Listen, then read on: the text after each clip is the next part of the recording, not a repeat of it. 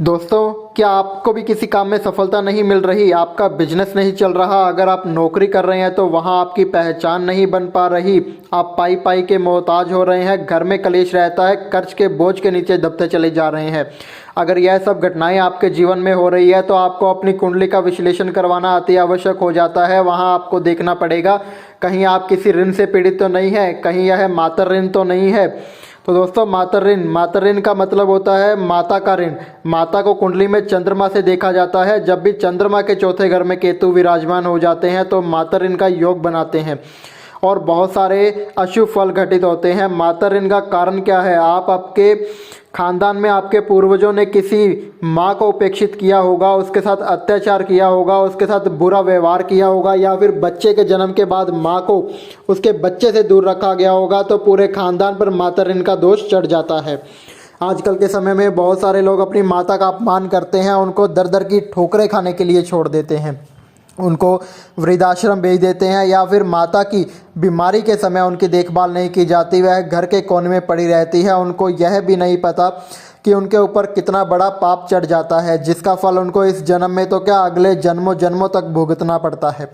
हो सकता है आप शादी के बाद 2 हिस्सों में बंट जाते होंगे, परंतु पत्नी और माता में सामंजस्य बनाने की जिम्मेवारी आप ही की है।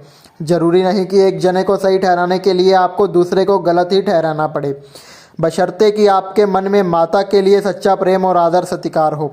माता ऋण के संकेत क्या होते हैं दोस्तों? आपके घर के पास कोई कुआं या नदी है और उसकी पूजा करने की बजाय उसमें गंदगी और कचरा डाला जाता हो तो समझ लीजिए कि आपकी कुंडली में माता ऋण का दोष बन रहा है।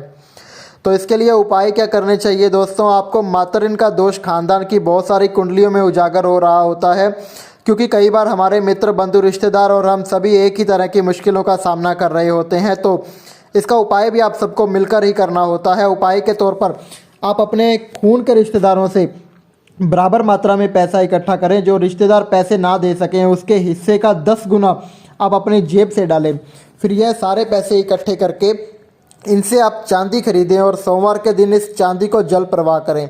यह उपाय आपको लगातार 4 साल करना है। उसके बाद आप अपनी इच्छा के अनुसार करना चाहें तो आपको इसके शुभ परिणाम देखने को मिलेंगे। इस उपाय के साथ साथ आप अपनी माता का सम्मान करें। अपनी माता से एक चांदी की डिब्बी में चावल और सफ़ेद मोती लें। उनके आशीर्वाद के रूप में इस डिब्बी को हमेशा अपने पास संभाल कर रखें।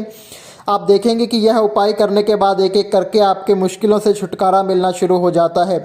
दोस्तों, इसके अतिरिक्त यदि आप अपनी कुंडली का विश्लेषण करवाना चाहते हैं या अन्य किसी प्रकार की जानकारी पाना चाहते हैं तो आप हमें हमारे नंबरों पर संपर्क कर सकते हैं।